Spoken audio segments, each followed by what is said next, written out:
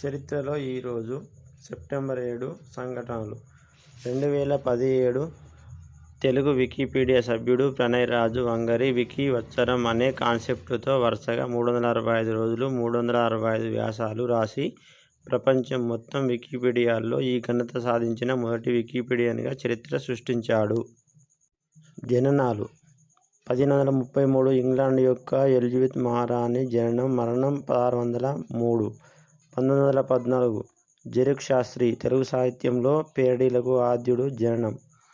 1953 మమ్ముట్టి మలయాళ సినీ నటుడు జననం.